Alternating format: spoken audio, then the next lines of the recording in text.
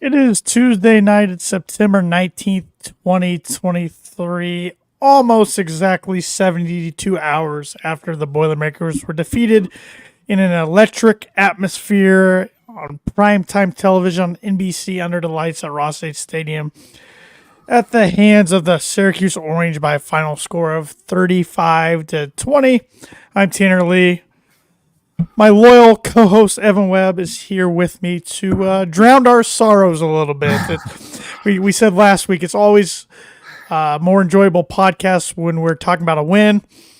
Fortunately, this week we're talking about a loss. That's kind of football season in a nutshell. It's kind of a roller coaster week to week. Yep, unfortunately, back-to-back years of talking about a frustrating loss to the Syracuse Orange. Frustrating loss indeed. You've had 72 hours or close to 72 hours now to think about the game. Are you still more under the impression, like you were the other night, that it was more of a case that Purdue beat themselves than Syracuse beat Purdue?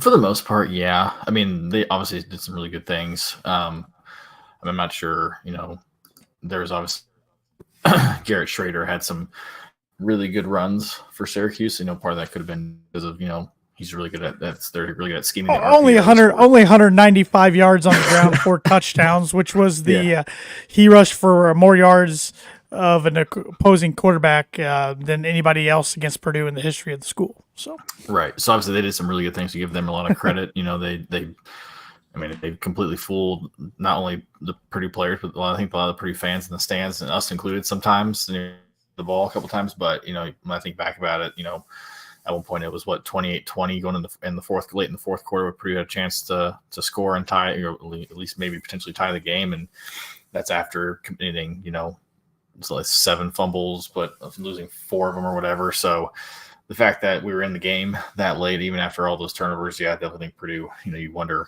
where Purdue could have been held on to the ball a little bit better. Yeah, I thought offensively, since we're talking about turnovers, I thought this was Purdue's most efficient offensive performance yet, as far as just moving the ball, moving the chains. They just kept shooting themselves in the foot. Mm-hmm. Yeah, it started with that, 4th down fumble by a card, in the first drive of the game. Essentially, we're down, near the goal line, which, excuse me, a lot of people are complaining, you got to get the 3 there, get the momentum, which, to some point I'd agree, but I also, I like the aggressiveness of hey, we're down there. It's the first drive of the game. We're at home. I was cool with them going for it. But obviously you look back and, woulda, coulda, shoulda, a lot of what ifs, but that just seemed to kind of set the tone for the rest of the game of just not being able to hold on to the ball. Yeah, I think if Purdue scores there, there's a lot of ball game left to be played, but I think it's potentially a different outcome. Ryan Walters had his weekly radio show tonight instead of Wednesday, just because of the rare short week this week, playing a Friday night game instead of a Saturday game. And he said more times than not going forward on 4th one, he will probably kick a field goal now. Yeah. I know a lot of Purdue fans, especially on Knucklehead Central, are not agreeing with this, but this is, or people seem to forget, but he is a first-time head coach. And so, like it or not, we're going to be going through some growing pains with him as fans, as he learns to, these decisions, make these types of decisions, whether it be, going from the 4th down or running it up the gut 4 times in a row and not getting anything. But I said I had no problem with it at the time. There wasn't a whole lot of decision making that I, really questioned that game outside of, maybe some of the play calling, which again could have been a Harrell, could not, could have been him, who knows. But I guess you take the points when you can. But at that time I really didn't care. I like the aggressiveness.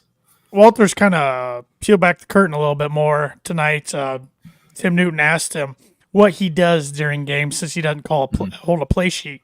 He said even when he was coordinator for Illinois and calling defensive plays, he still didn't carry a play sheet. It was all in his head. Really? But he said mainly as a head coach, what he's trying to do this year, well, he said he has ADD, first off. So he said he has to battle that during the game, but he's more of managing everything. But when it comes to the defense, he's in constant communication with Kane, trying to say, hey, I think this is what they're trying to set up. Because Kane's up in the etc. press box, right? No, he's on the sidelines, I believe. I thought Kane was up in the press box. I So I know Harrell's on the field. I I know there think was, the defensive backs coach and then one offensive coach is up in the press box. I Okay. could be completely wrong. But then he says, as far as offense goes, he lets Graham do his thing, except Walters does make the final decision when to go for it and not go for it on fourth As you- down as in you'd different expect. situations. Yeah. So that was interesting to hear him talk about.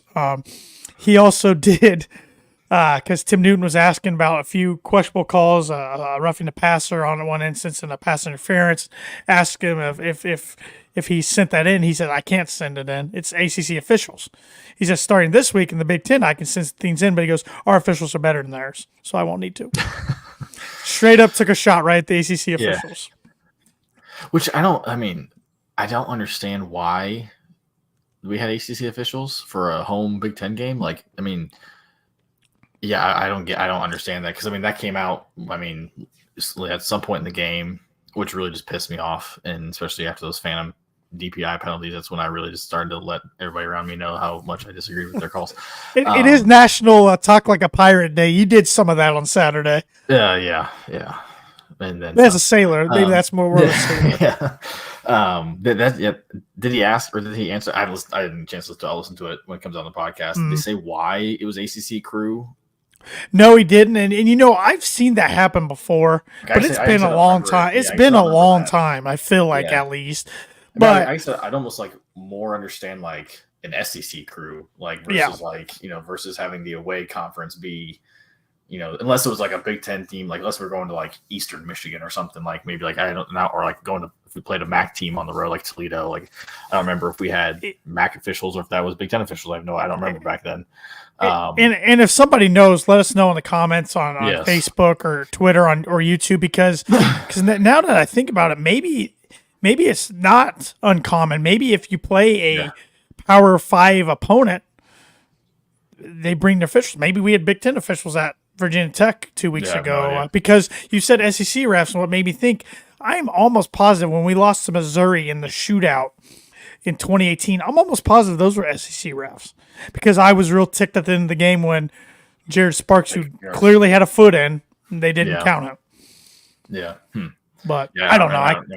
In the moment, it seemed like it was an outrageous decision, Yes. and I was not happy. But yeah, I mean, that's interesting. I guess it's a little interesting that you can't send in plays. Even, I mean, that's over my whole gripe about just officials in general, which I try to realize they're human, but also at the same time, incompetence drives me insane. Or ineptitude, or like when two officials are pointing the opposite direction on a fumble, and they're on the same page, obviously, when they're pointing different directions. That just really makes me happy. Really instills confidence in the fans. It needs to be some sort of like over the NFL, like a central area, like central hub where things can go so that they can be passed. I mean, I'm sure there is in some degree, but the fact that he can't send in plays to a game that those types of calls affected the potential outcome of the game, like the fact that he can't send in plays and just at least get like clarification or something, like hey, thanks for in, we'll look into it. But the fact that he can't even send it in is malarkey. And I know college football especially is trying to speed up the game a little bit. That's why we're seeing all first downs, the clock continues unless it's under 2 minutes at the end of the half. So they're probably not going to ever do this, but I would like to see them implement something where you can challenge one penalty a game or something like that. Whether it be a face mask, a hold, a pass interference especially, which that's probably good, or roughing the passer. You can challenge something. I would like that, but I doubt we get that. Yeah, I guess I soon. forgot. You can't do that in college. I forgot you can do that. I remember you could do it in the NFL, but then I forgot you couldn't even do that in college either. Because I was like, I think it might have been the first maybe pass interference that was kind of like, or maybe like one of the might have been one of the roughing the passer. It was like, I remember my head, I was like, you got to be able to like debate that or challenge that. And I was like, then I think even you said like, oh, if it was NFL, you could challenge that. But yeah, it is what it is. Yeah, because NFL, they can challenge a pass interference, I believe. But I haven't seen anybody do it yet this year in the NFL. I remember last year they were. but I haven't seen anybody really do it this year. I mean, and that's probably created just from the debacle of the Saints-Rams NFC Championship game years ago, which still was, I think, the worst no call I've ever seen in my life. Yeah, that was, I mean, the dude got tackled when the ball was in the air in the NFC Championship. Right. You know, a lot of Purdue fans still mad about that one because that cost Drew Brees his second Super Bowl appearance. So, anyways, back to the game Saturday. Like I mentioned at the top, a great crowd. Crowd was fantastic, awesome. loud. The renovations, like we praised after week 1 against Fresno, looked even better at night. They'll look great this Friday night against Wisconsin, the Big Ten home opener. But let's try to be a little positive night. Let's start off with some positive takeaways we had from Saturday before we get into the obvious negative ones. I mean, aside from, obvious fumble, I thought Hudson Card looked pretty good. I did too. I mean, 32 of 46 for 3. He's not special according to the Knucklehead Central. Okay, that might be just a poster or two, but it's not all of them. But yeah, I mean, 323 yards, 1 touchdown, 1 interception. The interception, you could argue wasn't his fault because it did bounce tipped around. Yep. Tipped around. But I mean, outside, it took 2 sacks. Obviously, besides the fumble, like the downside was we didn't have a whole lot of explosive plays. Longest pass play was 25 yards. But I thought like we said at the top, like we moved pretty efficiently. I thought. Said he made some plays when we needed to. Like, the pass towards the end was awesome. Where Dion made a really quite a hell of a catch. But I thought, overall, like what I really like about him is just how he just goes through all of his reads and seems to just, go through every option before, dumping it off, an underneath route or something. Where when we kind of talked about the game together, like O'Connell would, usually it was 2, and then he'd go, and then like you'd see a replay, like, oh my God, that one guy, maybe the third option was wide open downfield, but he never even looked his way. I feel like Card does a really good job of surveying the field, and even, we saw it more and more this game, but like, trying to use his leg, or it's all over this game, like trying to use his legs to extend plays when we need it. As much it scares the crap out of me because if he goes down, this all goes south fast. But overall, my dad asked me after the game on the drive. He drove me back to my car, but he's like, what do you think of the quarterback? I was like, I'd like him a lot. I did too. Seeing his third game, I'm really impressed with how he's played. And people forget, yes, he came from Texas where he was there for 2 years, but he didn't have a ton of experience. Right. So he's still learning on the fly. I mean, and he most likely won't, but he could be at Purdue 3 years. I think they at least get 2 out of him. I think they at least get this year, next year. Maybe 2025. I mean, that'd be cool. I mean, it'd be nice if we didn't have a new quarterback all the time. Right. But yeah, he's got an ability to extend plays unlike a quarterback unlike recent quarterbacks at Purdue, really. I mean, David Blau could some, but Aiden O'Connell not so much. Jack Plummer, a little bit. Yeah. Sindelar, no. Even though he tried to a couple times, but he usually would get hurt. But so he does a good job with that. Like I said, I think he's pretty accurate. He got good decision making on pass plays, the RPOs and stuff. Maybe you got to clean that up a little bit. I mean, you can't fumble the ball 3 times. And he does have his favorite targets, but yet he still spreads the ball around a lot too. Which I like. That was one thing. But Aiden, of course, was throwing to Charlie Jones or David Bell a lot of times. But at times he would almost force it to those guys to where it's like, okay, we got to get some other guys involved. Yeah. But it was more like, just even trust another receiver. Like, that was like the kind of question, especially like last year with Charlie Jones, because we came into the year like not like who's wide receiver 1 going to be. Like Charlie Jones was like kind of a thought, but it was more like, we're excited to see him more in the return game, and then all of a sudden he turns into David Bell type player. But I thought Aiden kind of just locked in on one guy, and to the point where I was just like, how do the other receivers feel? I mean, obviously, like they're playing next to an All-American, but at the same time, it's like, do you feel like the quarterback even trusts their ability? Right. And not all the time. We saw in the Music City Bowl, he spread it out. Right. Yeah. Quite often. Well, and Brock Thompson was the hot target that game for obvious reasons. But and shout out to Chuck Sizzle, by the way, since you were talking about Charlie Jones for returning a punt for the Cincinnati Bengals the other day. That was really cool. Really cool to watch. Which could have saw at Purdue, but also he was essentially not healthy the entire year. So yep, he was pretty much a fair catch guy, which was fine. That's very needed at times. Yeah. other positive for me was Abdul Raham Yassin. I still struggle Yeah. to say his name. That's why I just say Ary. I just Yep. 10 catches, 114 yards. So he didn't get an end zone, but he's becoming Mr. Reliable for this team. They need to move the chains. He's kind of the guy they go to. And also, it was nice to see Deion Burks get back in the fold more after only having was he only targeted once at Virginia Tech? Only had one catch at Virginia Tech. That was maybe only one catch. I guess I could go back and look. He had 4 receptions for 51 yards and a touchdown. Then Max Clare, 5 receptions for 65 yards. Redshirt freshman, I think he's going to be a stud by the time he gets done at Purdue. Yeah. He was one of the 2 player guests, him and Sanusi Kang, tonight on the Ryan Walters show, and very bright kid, it seems like. Both of them spoke very well, and this team seems to have so many likable guys. And you can tell they love playing for the staff, so that's really refreshing to see. And I thought Tyrone Tracy did some good things. We just couldn't get the ground game going. He only ended up with 38 yards on 10 carries, but he did have a touchdown. He had 1 reception for 5 yards.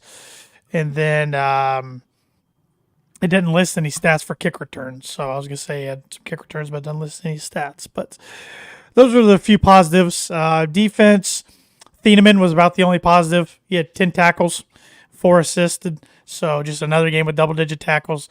Talk about budding star. I mean, third game he's led the team in tackles. I mean, it's all 3 games. He led all 3 games. Yeah. Yep. He would be freshman All-American team, I think, right now. Yeah. So, other than that, I mean, Cam Allen had an interception. Good for him. He's now 3rd all-time on the Purdue interception list, but behind Stuart Swaggart and Ricardo Allen. Good company. Those 2 had lengthy NFL careers. And then sacks, we did get to the quarterback, O.C. Brothers, Kydron Jenkins, who I haven't heard if he's going to be a go Saturday or not, or Friday or not. Nick Scorton, who it says Caraway here in the box score, and Scotty Humpich all got to the quarterback. So it was nice to get to the quarterback 4 times Saturday. But besides that, the defense kind of struggled. Saturday night. Yeah, the RPO was not kind. It wasn't kind of on any fast game on our offense or their, or we were on defense. Schrader, who, I mean, we are lucky too because there was a couple times, especially early on in the game, like where he just missed on throws. Could have made it a lot worse than. But we kind of saw that game last year, in the same same thing kind of happened. So just kind of who they are, but yeah, there's a couple times it was like his fakes, like. I mean, I told you, like, at the end of the game, the game was over, but, like, he had one where he could have skipped to the end zone. And he, good sport. He took a dive at the 30-yard line just to kind of run out the clock. Or he could have used just, ran it in, ran up the score, ran up the stats.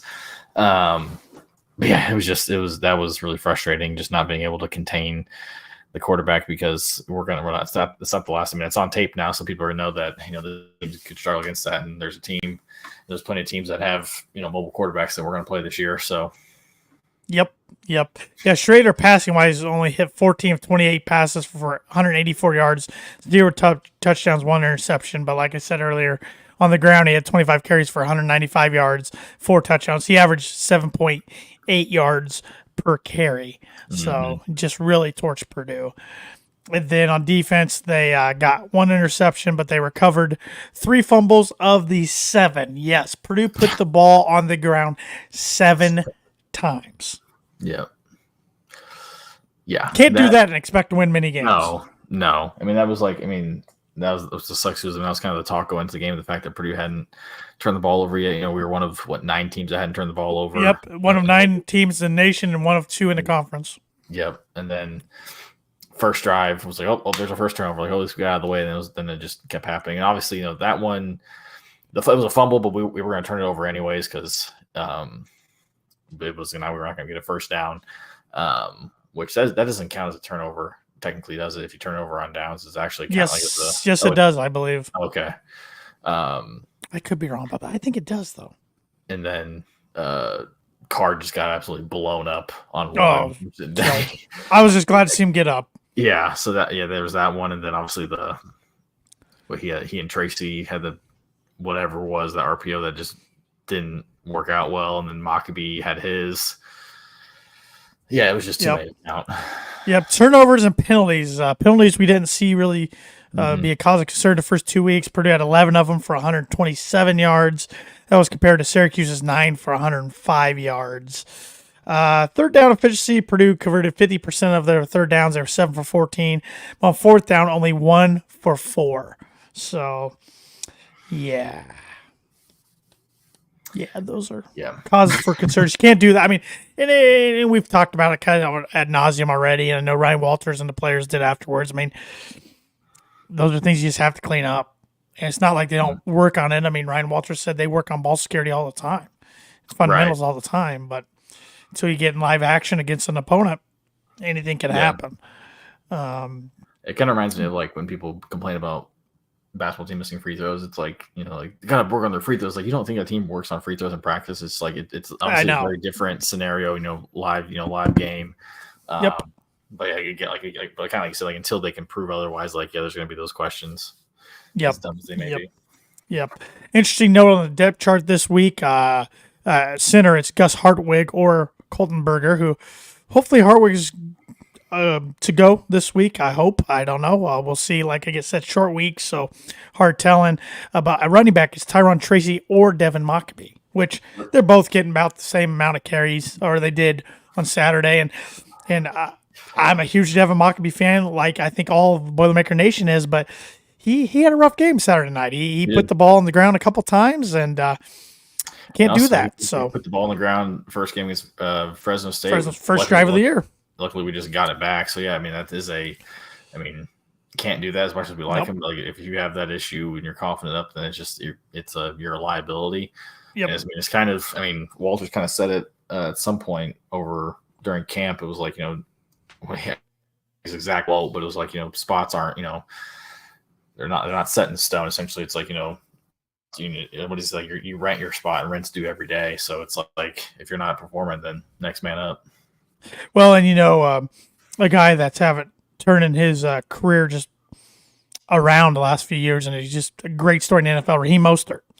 A lot of people want to say the coaches underutilized him at Purdue, and they did to a fault. They did. Yeah. I mean, Danny Hope tried him at wide receiver and return, and then Hazel actually finally tried him at running back.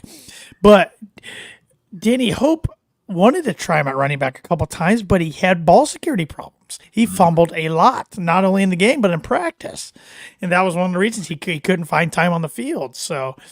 And now, look, he's figured that out. So I guess my point being is you can be a real talented player, but when you're having mistakes like that and you're hurting the team, you either got to stop it or your play time's going to go down. Mm-hmm. Just is what it is. It's like guard in basketball. If they're turning it over 5 to 8 times a game. Right. Eventually, if that doesn't cut down your play time, you're going to be on the bench more. So I don't care how much you can score. So, yeah.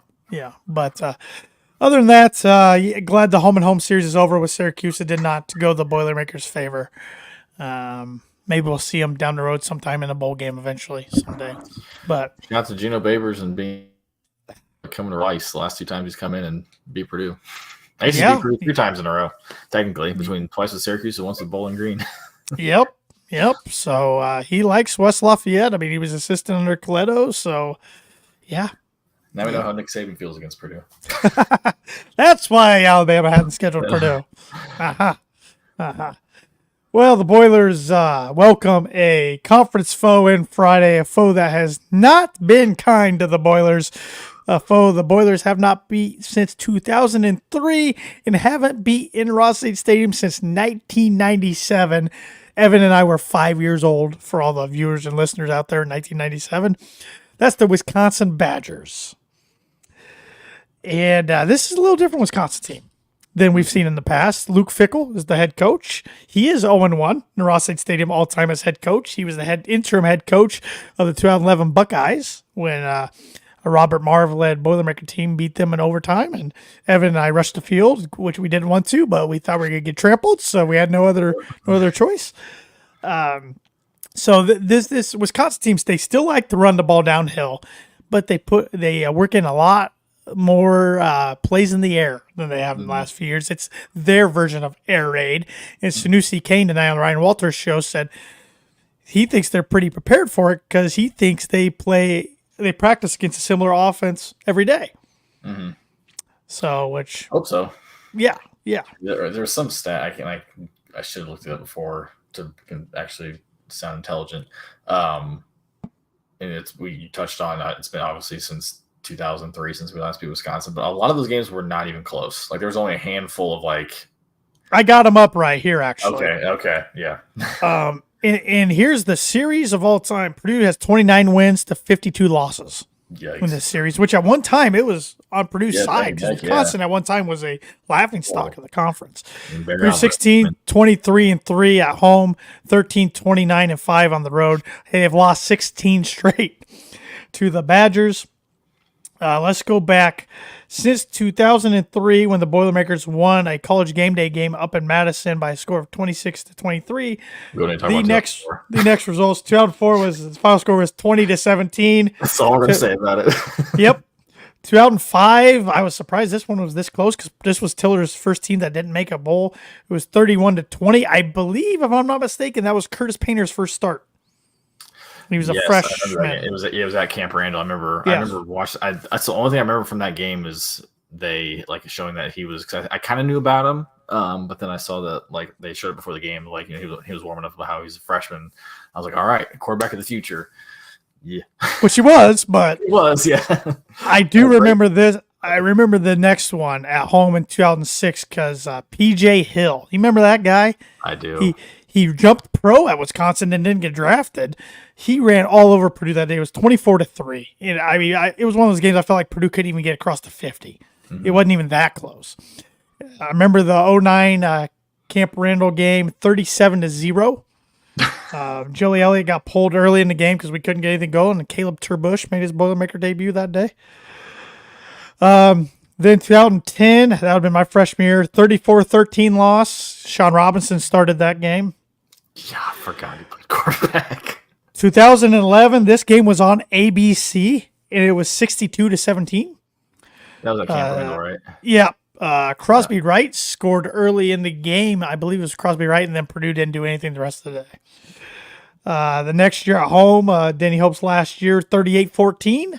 That game ended up raining pretty hard in the second half, and the stands looked like the upcoming Darrell Hazel era stands did.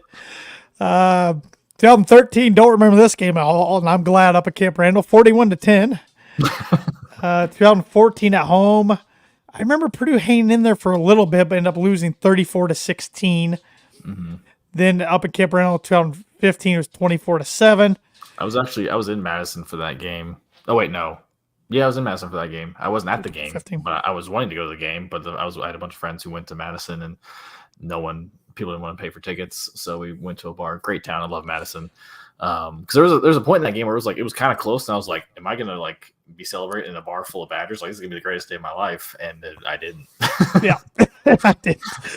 I remember the next year, 2016, I think it was senior day. Purdue lost 49-20. I think my dad and I, we either left at half or we left halfway through the third. I think this game, it was pouring down rain because I was I'm pretty sure one of 30 people still in the student section because was 2016? No, I wouldn't have been. It was 20. I can't remember what year. Maybe it wasn't against Wisconsin. There was some game where I was the only person in the student section because it was 800-0 and it was raining, and I was questioning every decision I've ever made up until that point in my life. I remember Drew Brees being on the TV here, and he was helping with the coaching search and everything. So that's why everybody's like, let's just get a coach hired. Yeah. Then Brahms' first game against Wisconsin was up in Madison, 2017, 17-9 loss. It was just a defensive battle, so Purdue could have had that one.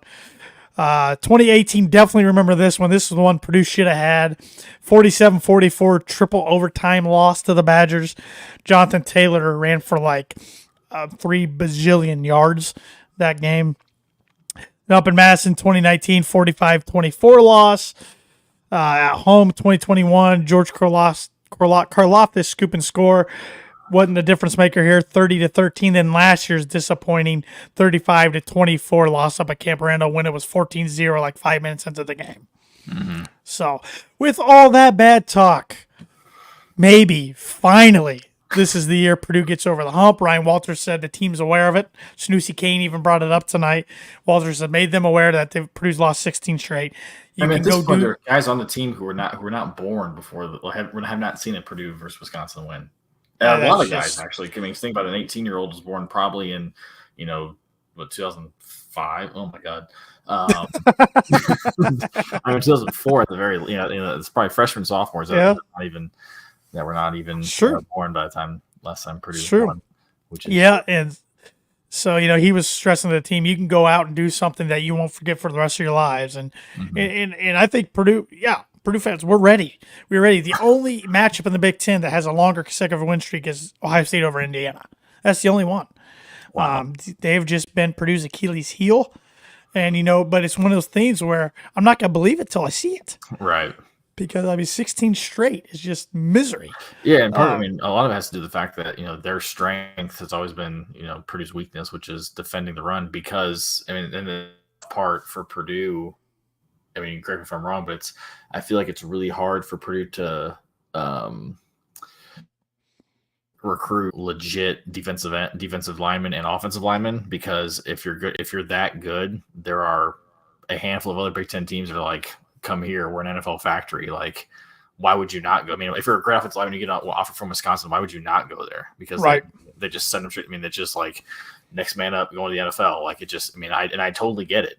So it's just that kind of that struggle of like, again, like Purdue has to essentially get lucky and just develop a guy. So hopefully by his junior year, he's really, really good, or get the occasional, Gus Hartwig, who's, a 4-star coming out of high school, but he just lives an hour down the road.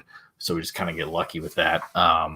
So yeah, that's been the issue in having legit running backs, and just, Purdue just does not have the front seven to defend any of it, because we've seen plenty of, Wisconsin running backs run for $1 billion over the course of the last all of them 16 games. And Purdue basketball really doesn't have anybody I can compare to this. Right. There's programs that trip us up, but luckily we haven't had one that we have a long consecutive losing streak to right now.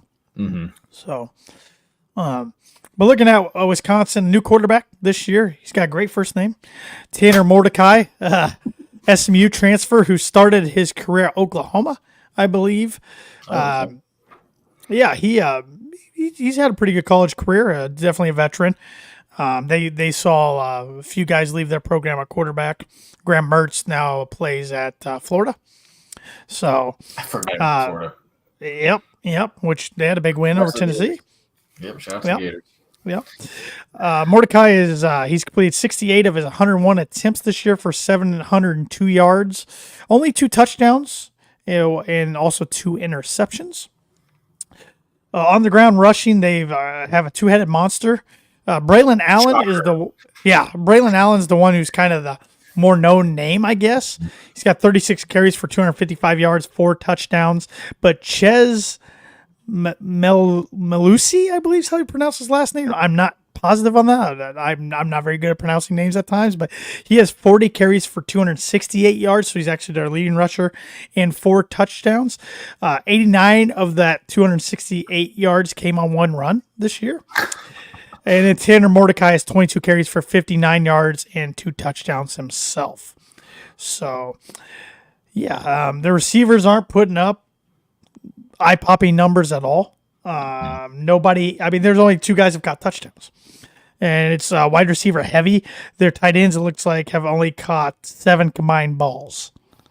So, yeah. Were you surprised when Fickle took the job at Wisconsin? Nope. You weren't? Nope. That's I figured.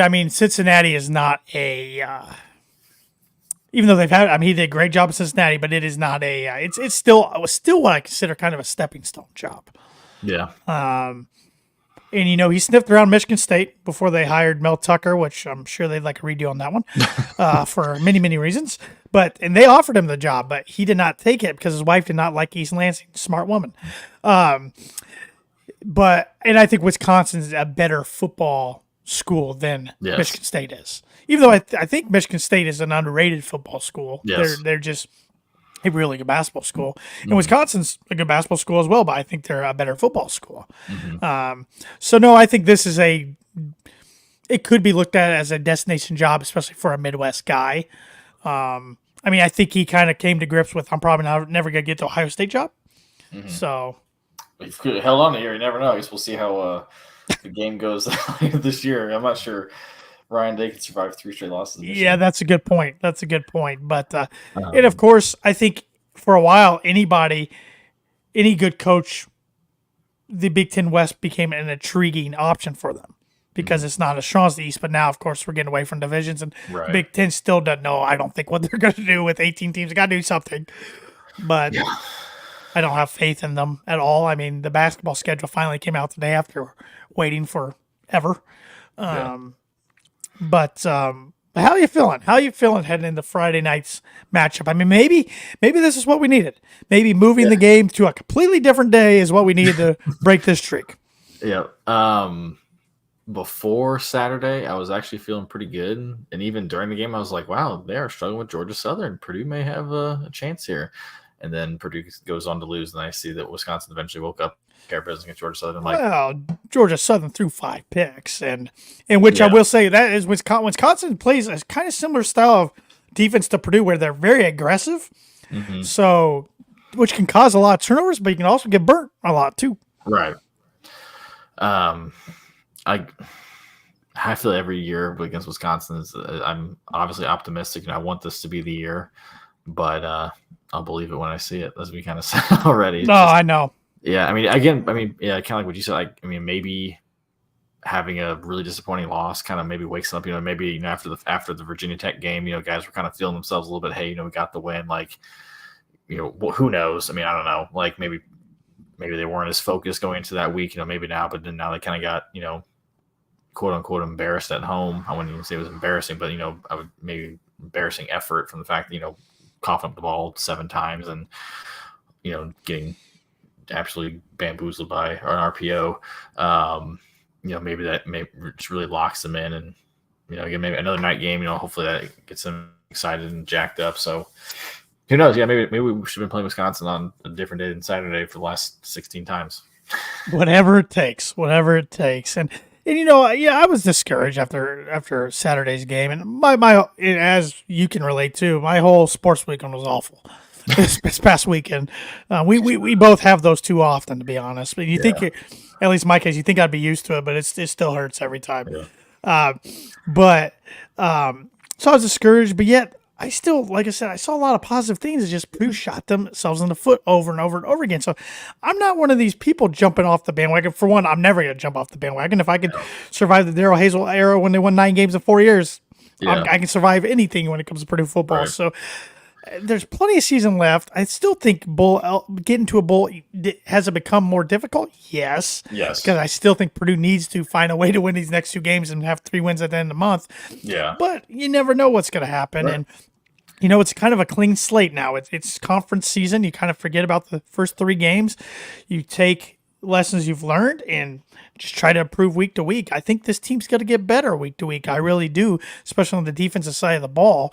I look for them to have a strong rush defense performance this week. I just don't. I think they got embarrassed last week, so I think they'll pin their ears back and have a chip on their shoulder and have some bulletin board material out there maybe this week. Even though I haven't seen anybody say a dumb quote or anything from the opposition. There was no Jay Norvell quotes out there or anything this week, which almost worked for them. But it's. I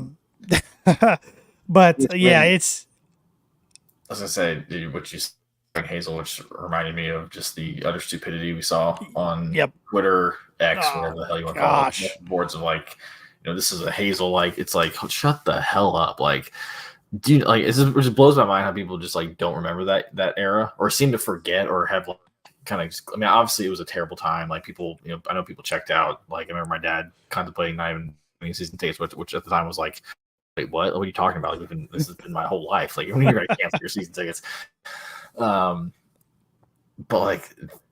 no, it was not even close. The effort. I mean, like you said, there were a lot of good things that we saw. Again, shooting ourselves in the foot, which again, hopefully they can work out. Again, and I remember reading Brian Newbert's column, the 3 thoughts of this team is so new. with each other. Like this is the third game they played. Brand new head coaching staff. A lot of players that have never played together before. Live games, and they've only played 3 live games together. Guys who, yes, they came from SEC schools or came from Penn State, but like they didn't play. Like there's a reason they transferred. They weren't seeing the field. So it's not like these guys are bona fide starters who Purdue gave them a sweet NIL package deal to it's not like a quarterback who went to South Carolina from Oklahoma. Spencer Rattler. He was like the guaranteed starter, and then just happened to transfer. Like these guys transferred for a reason to get a better opportunity. And just like, do you not remember how awful football was? I don't think people do. I really don't. I mean, this team fought. Yeah. Tooth and nail. They fought back in it. Still had the ball down 8 numerous times in the fourth quarter. Hazel teams were so far out of it sometimes after one quarter, or if not one quarter at halftime, it wasn't even most of the time it wasn't even competitive. They were lost from the get-go, and it's saying something when you have your defense coordinator from that staff is now a head coach at Notre Dame. He's doing pretty well, and his offensive coordinator was on that staff. It wasn't all those assistant coaches weren't bad. It was the man in charge was so clueless, and the players were so checked out at that time and so used to losing, it didn't matter what they did. Mm-hmm. So no, people don't remember how bad it was, and we don't want to ever remember again how bad it was. Yeah. But that was people who were jumping off like this is another Hazel hire, just shut the hell up. Like, I mean, yes, I know like it's different now, like with transfer, the one-time transfer rule, and NIL and all that, like how yes you can build teams quicker, but again, like this, I mean, you're stupid. It's just like shut up. Like I don't even shut your mouth. I don't know. Stop. Maybe touch some grass. Get off online. Like get off the computer. Get off your phone. Well, and that's why I like to let it breathe a little bit. I'm glad we're starting to do this podcast. It seems like Tuesday might be our landing night more weeks than not. And I like that about 72 hours after the game, because even though you get some great reaction right after the game or even 24 hours after the game, sometimes it's you're jumping to conclusions and saying things that a few days later you're looking, now that I let that breathe a little bit, I think differently. So, yeah. And I know we're probably two of the more optimistic fans at times out there, but doesn't mean we don't get frustrated. Well, you want to dive into some Big Ten games?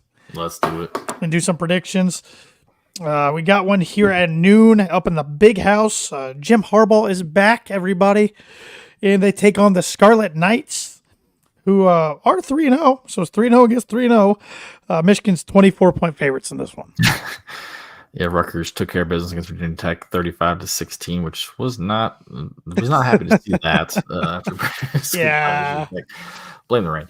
I think, they're going to be fired up with Harbaugh being back. Yeah. Even though it's not like he was in freaking jail or anything, like he screwed up. It's not like, wasn't dead. But they're going to be, whatever you have to do to get yourself psyched up, I think they're going to absolutely destroy Rutgers, and I feel bad for Rutgers. I agree with you there, but hey, Rutgers 3 wins right now. I think they feel pretty good about themselves because they still have Wagner, they have Northwestern, they have Indiana. They might go bowling this year. So Florida Atlantic at Illinois. This is a 3:30 game. Illinois is a 15-point favorite. It should be noted Florida Atlantic's quarterback Casey Thompson, former Texas Longhorn and Nebraska Cornhusker, tore his ACL on Saturday's game, so he's out for the season, which really sucks for him. I like the Illini in this one. Yeah, they need this one badly after a terrible performance against Kansas, and then just getting boat raced by Penn State, which Penn State's legit playoff team, but I think Illinois gets back on the win column. And for everybody out there that might not already be aware, the Purdue-Illinois game is a 3:30 kickoff next Saturday, the 30th, for homecoming on the Peacock. Originally, I think it was going to be a night game on NBC, but it's been flexed, which that is the downside of having so many TV partners out for the Big Ten. That stuff can happen more often than not now. So yeah, especially after a loss. yes, which Illinois didn't help either, but getting boat raced by Kansas and Penn State. So and darn near losing Toledo. Louisiana Tech travels to Lincoln to take on Nebraska, who had a Matt Rule's first win over Northern Illinois. Nebraska's 20-point favorites. What was the score of that? I didn't even see the score of that game. 35-11. That's 11. That's an interesting football. Nebraska rolled with a different quarterback. They benched Jeff Sims. Okay. Yeah. Smart. Yes, it was. Yeah, I think Nebraska. I'm saying Nebraska covers, but barely, like 24. Yep. I think I think I had them 3-1 after their non-con or their no. Well, they opened up the season against Minnesota. I had them 3-1 after 4 games. I think I had them beating Colorado in my preseason predictions, but that did not come true. All right, Big Ten games. Well, we got another. I'm just going by time, but we got some other non-conference. But here is a Big Ten game. 3-0 Maryland at 2-1 Michigan State. This game's 3:30. Maryland is a 7.5 point favorite. Michigan State officially fired head coach Mel Tucker yesterday. As they should have. They told him to tuck off and leave. So what? How much money did he lose out on? 90. A lot. Was it 70 or 90 million, something like that? I think it was 70 now originally. Yeah. It was like 90 last year. I don't know. Which was a stupid. Well, he did good 1 year. Let's hurry up and give him a huge contract. Yeah. Yeah. I like the Terps. Yeah, too much going on in East Lansing. Yeah, I think Maryland's. I mean, a sneaky team in the East, like who they're fast, could potentially ruin one of the big threes. Playoff chance. Yep. They'll grab. I like that prediction. I think they do beat one of those three somewhere down the line this season. They're fast, they're athletic, and Michigan State honestly might not win another game. It wouldn't shock me. It wouldn't shock me. Minnesota at Northwestern. Minnesota's 11.5 point favorites. Both these teams got shellacked on the East Coast. Minnesota at North Carolina ranked. Northwestern at Duke ranked. Yep. Minnesota. Northwestern's terrible. Yeah, I really don't think they win another game. Akron at Indiana. Indiana fought pretty hard against the Fighting Jeff Brahms, but came up on the losing side. Both of these teams are 1-2. Indiana's a 16-point favorite. This is one of 4 night games in the Big Ten, but I bet it is the least watched. I'm surprised it's only 16. I guess Indiana has struggled to score. Unless it's score the ball like it's freaking basketball. I hope they struggle to score the ball this year in basketball. But they definitely found the quarterback in Tavon Jackson, TJD. Yippee! Another Jackson to get against. Yep. Against. Seemed to play pretty well. I saw something about how his was it Pro Football Focus, whatever, like his rating for that was like the highest since Michael Penix, a couple of years ago. So they're drew for that because Jeff Bromstein has always had stout defenses. But I think they roll by. Yeah, I think they could easily double that spread. Yeah, I think they do too. And then they go to Maryland next week. So. CBS night game here. I'm assuming it's a whiteout in Death Valley there. Happy Valley, not Death Valley. Death Valley is LSU. That's LSU. I knew it didn't sound right when it came out. Happy Valley. And it's at in Penn State there. 24 ranked Iowa at number 7, Penn State. Penn State's a 14.5 point favorite. 7:30 CBS. CBS night game. I think, I really want to pick Penn State to just absolutely dominate, but Iowa's got a defense. They've always had defense. Got good defense, good special teams. Their offense won't be able to keep up. Yeah, they can't keep up. I'm gonna say Penn State wins right around like that 14-17 range. I like that. I think that's pretty safe. And then the game of the weekend around college football, college game day, as it should be, even though these two fan bases are some of the most annoying fan base, 2 of the most annoying fan bases out there, 2 of the most delusional fan bases at times out there. Number 6, Ohio State at number 9, Notre Dame, 7:30 NBC. Ohio State is a 3-point favorite. I was shocked to see them a favorite. Were you? Yeah, I guess they weren't impressive against Indiana. Yes, they won 23-3, but like they couldn't. Maybe Indiana's defense was pretty good. Who knows? But from what it sounded like, they just weren't very impressive. And you beat 2 cupcakes. Maybe they found something. Maybe they've kind of found their footing. But I remember after the first, it was after the first game. I have a friend who's a Notre Dame fan here in Indy, and we were talking about the game. I was like, I think Notre Dame's going to roll them. And I wouldn't be surprised if that happens, especially being at home. I hope it doesn't happen because, well, I'm thankful I don't live in Northern Indiana anymore and get all my news stations out of South Bend. But I think Notre Dame wins. I think they win by double digits. Wow, I think Ohio State wins this game. So, and maybe that's the Notre Dame hater in me. So, yeah. I think Sam Hartman's legit. I like him a lot better than whoever, Kyle McCord or whatever Ohio State's got back there. Yeah, I mean, I have not watched. I've not watched Ohio State. Have just seen what the box scores and just kind of read on Twitter. But I would not be surprised, especially as being in South Bend. I think Notre Dame rolls. Ohio State squeaked by last year against them when they played in Columbus. Ohio State did not play their best football by any means. I don't know. The Big Ten fan of me just thinks they break out and have their best game of the year Saturday, and the Big Ten fan of me thinks the Big Ten fan of me thinks Notre Dame would be the fourth best team in the Big Ten. Yeah. Behind. I think Penn State's the best. I really do. I think Penn State is the best team in the Big Ten. So. She hasn't played anybody yet. Right.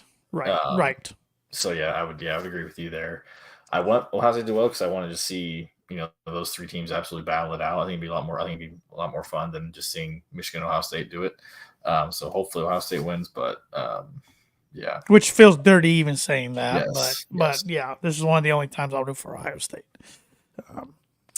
Top 25 games around the country. We'll pick a few here. Number 4, Florida State goes on the road to unranked Clemson. Florida State is a 2.5-point favorite. Where the hell is this game on my thing? Oh, there it is. Wow, it's a noon game. The second one. What the hell's going on with Clemson? I think Florida State, it's close. Yeah, I mean, obviously a 2-point spread, but I think they win by a touchdown. I like Jordan Travis. I think Florida State ends up making the playoff. Yep. Number 15, Ole Miss travels to number 13, Alabama. Nick Saban's crew's only a 7-point favorite against one of his former proteges in Lane Kiffin. Alabama's they're in an interesting spot. Yes, they are. And by that, I mean they're not the best team by far. They have been for the past decade or however long it's been. Just to be different, I'm going with the Lane train in this one.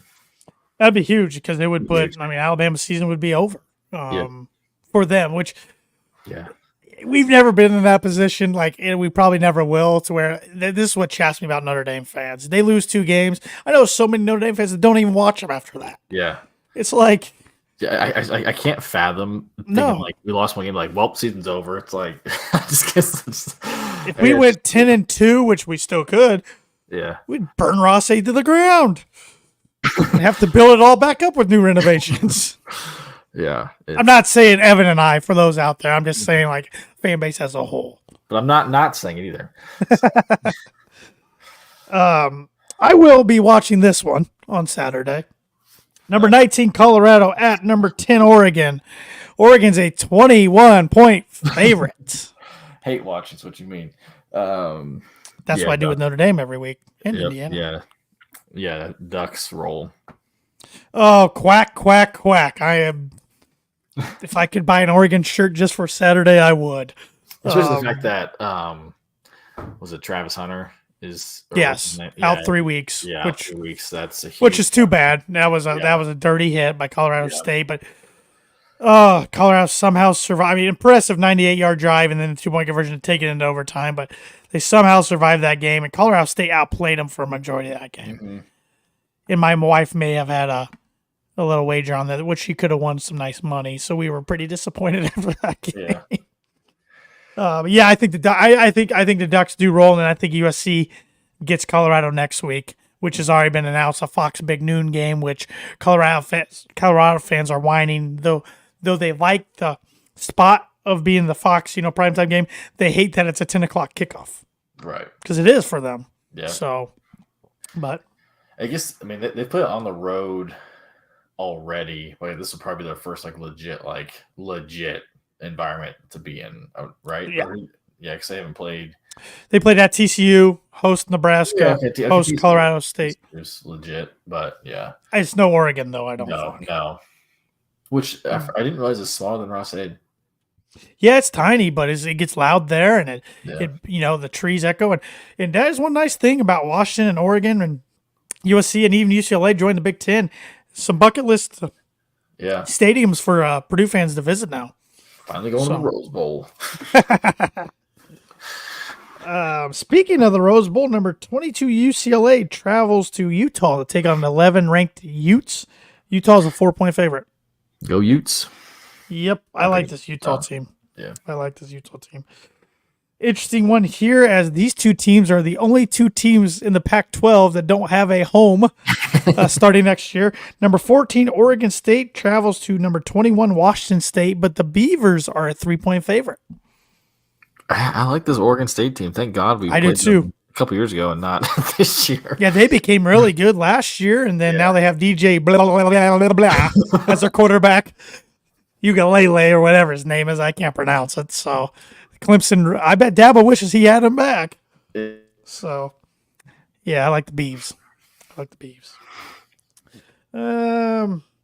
Anyway, number 3, Texas gets upset at Baylor. 15-point favorites. I don't think so. I think this Texas team is a little different than previous years. I think now that they've kind of gotten through.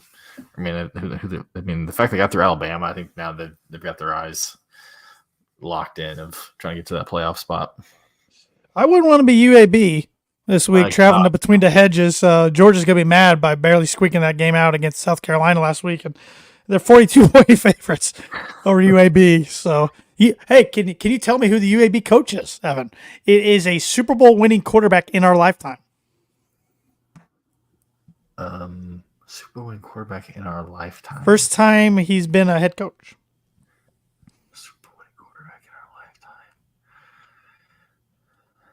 Why was the first thing in mind Trent Dilfer? Because it is Trent Dilfer. It is Trent Dilfer. It is Trent Dilfer. Good pull. Yeah, I was just like, my first one was Kurt Warner. I was like, no, because that's all Trent Dilfer's known for is winning one Super Bowl and doing like nothing else. So, and he had a great defense. It's one of the best defenses ever. 85 Bears, 15 Broncos. That would know 2 Ravens are all in the mix. Well, I threw the Broncos in there because I'm biased. But. Yeah. All right, one more game here. Number 17, North Carolina, 7.5. Coach at UAB this year? This year, yeah. Wow, I never saw that. Yeah. Good for Trent. Yeah, good for Trent. Number 17, North Carolina, 7.5-point favorites at Pittsburgh. Only 7.5? Which really surprised me because Pitt's lost. They just lost to West Virginia, didn't they? In the backyard brawl, because Neil Brown is starting to save his job at West Virginia. Mm-hmm. I think they cover easily. I like Drake May. He's going to be Caleb Williams will probably top quarterback taken in the draft. Probably Caleb Williams, but he's pretty good too. If your Bears looking for a quarterback, they better not go with the North Carolina guy. No. So, but lastly, Purdue, Wisconsin, Friday night, 7:30, Fox Sports 1. Who do you got? I want winner or a score prediction, winner, MVP, and then we'll do our next segment before the sponsor reads. I'm surprised it's only 6. Not gonna lie. Well, it's went up since it opened to what, at 2.5, 3? Yeah. Yeah. And then something like that. Or maybe it was 5.5 yesterday, so sorry, went to 6. I saw it was 7, at least on ESPN. Okay. Like Sunday or Monday. I mean, why not now? Hashtag the time is now. Maybe that's the motto. Maybe that was the motto this year. The time is now. Just for this game. Are we going to hazel it? Are we putting all our eggs in the basket? I swear to God, if we say this in Hudson Cards was a pick 6 in the first play of the game, I'm walking out of Ross A.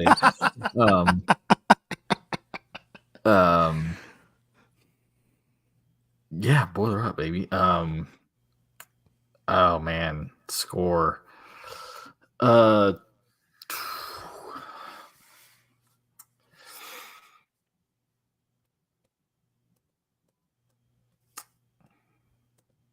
I don't know how the score's going to happen, but 31-30.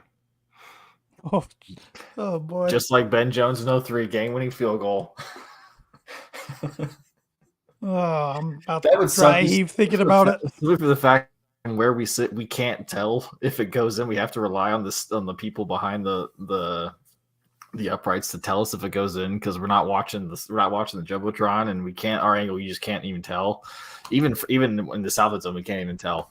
So it's just like the thought of sitting there, especially if it's like on our end, we literally just can't see. I throw up. I literally am nauseous right now thinking about it. Yeah. Yeah. Which I do want to. I know Rehill missed that extra point, which was too bad. And he should have still made it, but the laces were out. People, get off his back. Laces were out. That's the holder's fault. Spin that thing. Spin that thing. MVP, bounce back game, mock train, Devin Mockabee. I like that. Well, I am actually going to go against the Boilers with my prediction. Maybe it's a little reverse psychology. You know, maybe I'm trying something out here. Trying something. I don't do this very often, but it's really one of those things. And I can't believe it till I see it. Right. But even if the Boilers come up on losing, I think it's close. Yeah. I will go 24-20. Badgers. MVP for the Boilers. Maybe this is just me hopeful that the guy's getting back into rhythm, gets more plays. Garrett Miller. I want more 88 out there, even though I could go with Max Clare because he's been a stud. But yeah, I mean, Garrett Miller is a guy that NFL scouts just have been drooling about. The guy they want to talk about. So there's something there with him. I want to see it. So, all right, last segment for football at least. I don't know what I'm gonna. I don't know what I want to call this segment, but I'll have to think of something for next week. But I want your bold, spicy prediction for Friday night. I'm gonna regret this one. I'm gonna regret this one so badly. Wisconsin does not 100 yards.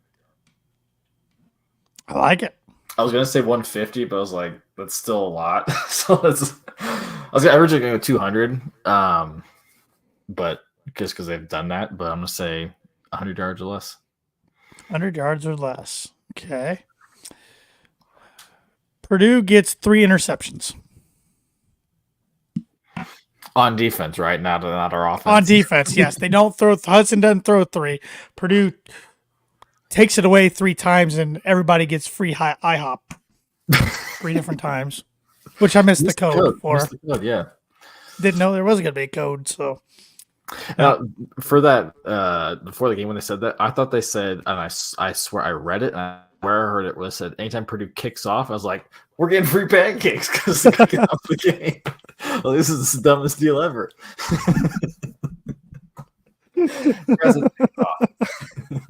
Oh, that would be that, like that bar in Wisconsin that did the Aaron Rodgers thing. Bunch of, well, actually, that was good for the bar. It was stupid for the patrons there who fell for it. So, yeah, but I'm sure they're mad that they did that for every game now since Rodgers is out. They did for every game?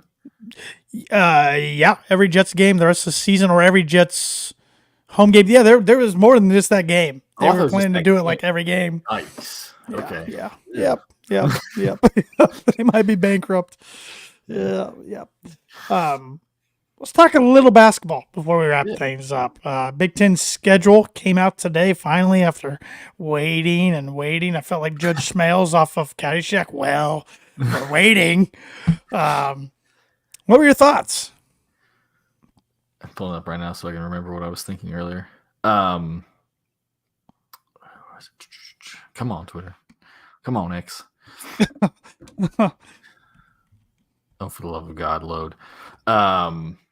I didn't mind Purdue's first 2 games. So we have at Northwestern and home against Iowa? Is that what it is? Yes. So they could try to get revenge on Northwestern right away. Yep. I like that we're at Maryland during break without their students. See if I can pull it up for everybody to see here.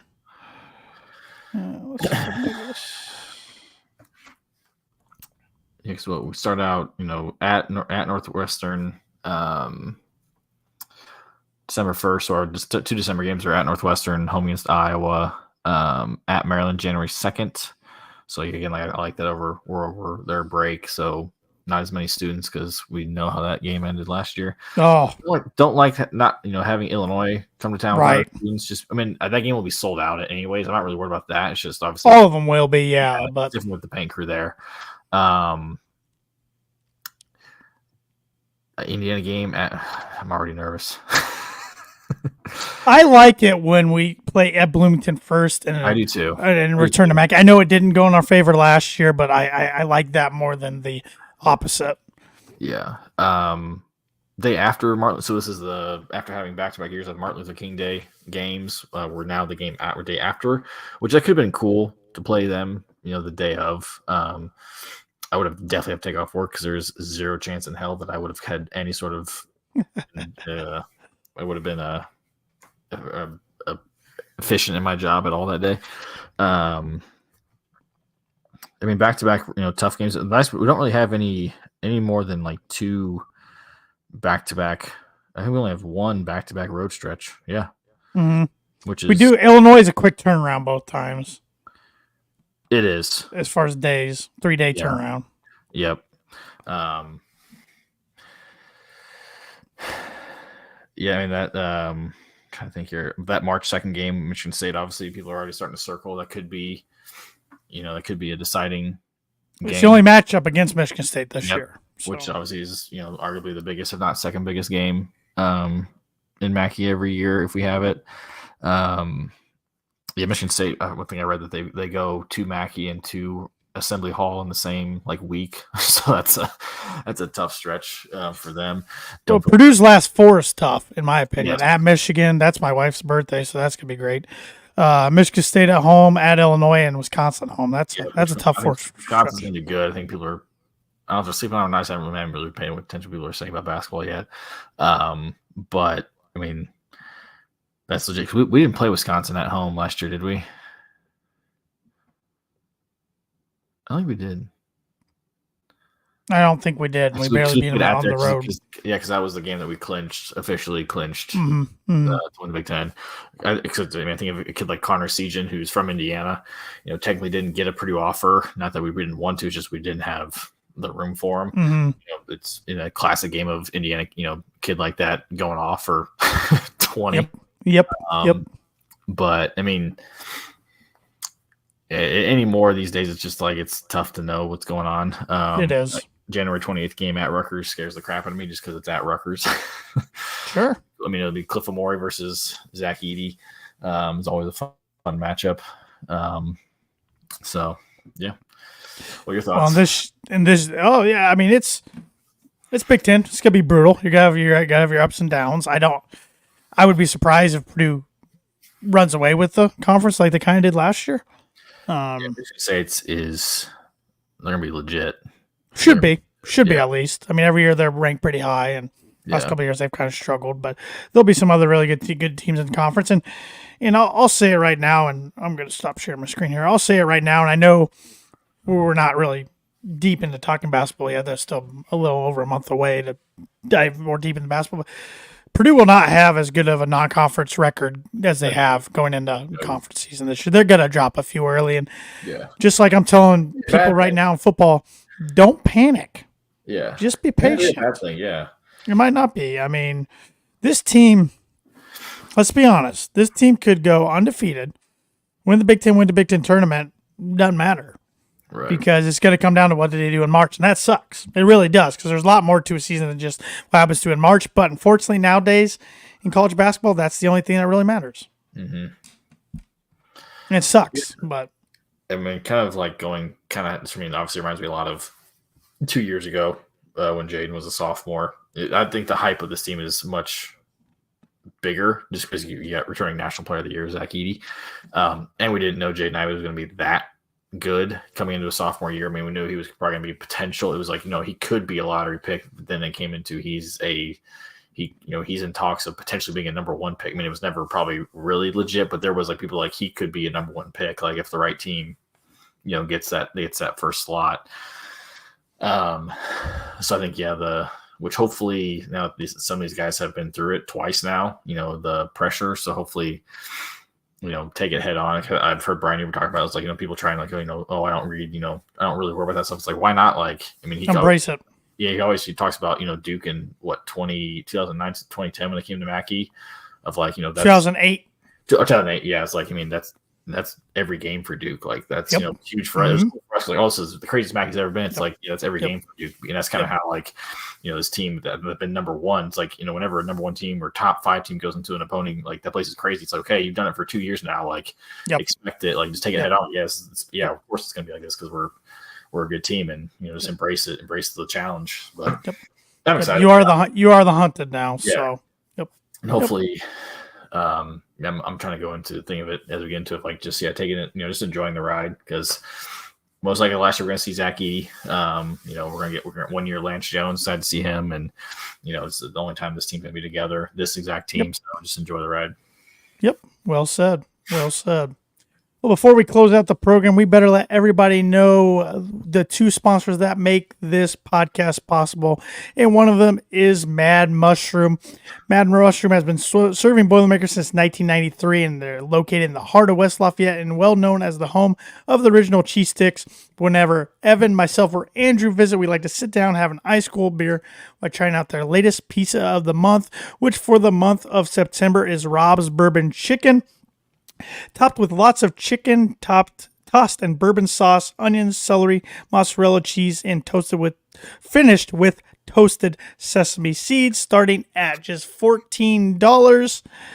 And if you stop into the stop into Mad Mushroom. I'm getting ahead of myself because I'm excited to talk about Mad Mushroom. Tell them the Boiler Breakdown sent you, and you get $5 off any order over $20. And you can also do that online. Just type in discount code BREAK5. I got it right here for our viewers on Facebook and YouTube. That's BREAK5, all in caps, for $5 off any order over $20. That's at madmushroom.com. Mad Mushroom, feed your head. And hey, every night, every day, every night's good for pizza, but especially Fridays. Mm-hmm. So before you're heading into Ross-Ade, if you're going to the game, swing by Mad Mush, get some pizza, cheese sticks, wings, grinders, beer. Use that discount code. Tell them the Boiler Breakdown sent you. You get $5 off your order. Or if you're not even going to the game, take some back to your crib. Enjoy the game from the comfort of your couch by eating some great food from Mad Mushroom. Evan's got a good looking shirt on tonight. I got a good looking shirt and a good looking hat on. Evan, where'd we get these fine looking pieces of clothing from? The shop, as we said, they're back for year 3 with us, which is awesome. Love having them. Love this place. The shop's been bringing sports and hometown apparel to fans since 2011. Purdue did not beat Wisconsin that year. From our humble beginnings in got smoked. From their humble beginnings in garages and basements, you can find them at their 2 retail stores and online. They make comfortable shirts that makes everybody happy. Located in Carmel and Indianapolis. The Indianapolis location is in Broad Ripple, as well as online at theshopindy.com. They make the best shirts, period. Next time you're shopping online, use code BREAKDOWN for 25% off your entire order. Yes, take advantage if you have not on your first order there from the shop. Like you said, Evan's got the Ross-Ade shirt on. I got the old Purdue Pete football sale and hat. Too. I think today, if you're listening to this on Tuesday, they're having a sale in honor of upcoming homecoming. If you order today, you should be able to get it by next weekend. I'll pull it up. It's not our code, but you also get you do get 25% off in this code. 25% off Purdue items for T-shirt Tuesday. Purdue's homecoming is September 30th. Order now, ensure delivery by game day. There you go. Can't beat that. Any final closing thoughts there, Webby, before we tell everybody goodbye until next week? Purdue was 1-2 at this point last year. Obviously, a very different team, different coaching staff. Obviously, no different schedule, different everything. Schedule, but again, I remember last year people jumping off, wrote off Braum and all that. Obviously, not saying we're going to turn around and win the Big Ten West, but hey, you never know. This team could gel. That's why Big Ten West is open. Yep. College football, remember, these are 18 to 22-year-olds. So week to week, you never know what the hell can happen. So let's go out and beat those stinking Badgers on Friday. Yep, we don't need no stinking Badgers. Let's boiler up, hammer down, beat those Badgers. What up?